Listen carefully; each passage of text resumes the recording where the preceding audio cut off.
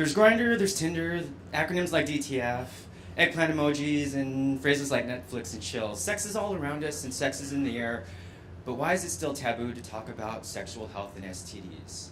We're in an ever more connected world where search results are at the tips of our fingers, and there's information and access everywhere. We're willing to share our day-by-day, minute-by-minute social media, and yet STDs and that information have been on the rise. The CDC last year just reported over 2 million cases of chlamydia, gonorrhea, and syphilis alone. But 1 in 2 sexually active people will get an STD by 25.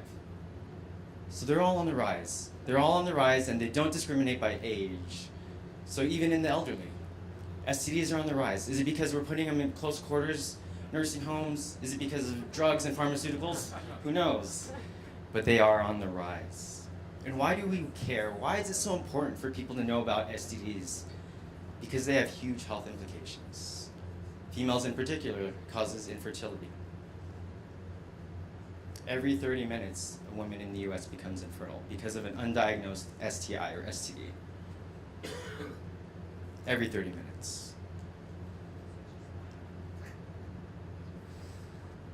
Why do I care so much about this? Because Gary and I, we're actually the highest risk population for acquiring and transmitting STDs.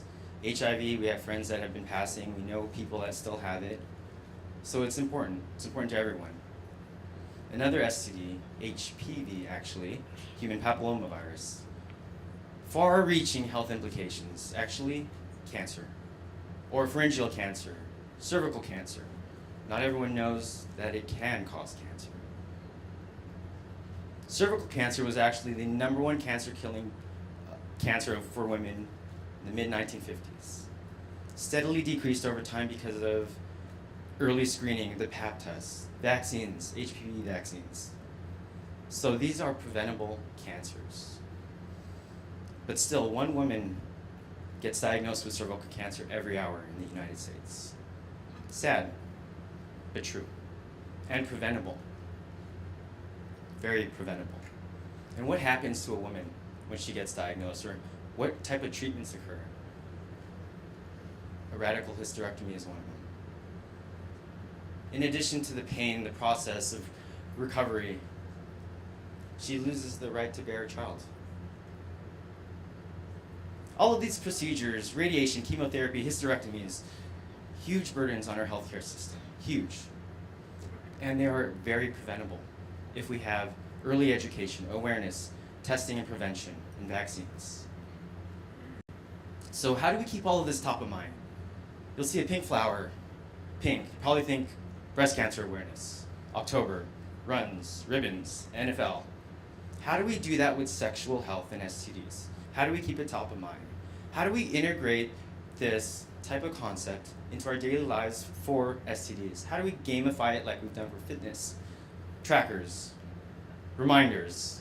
Can we do that? We should. We should be able to use technology for our advantage in that way. How do we unzip the taboo of sexual health and STDs?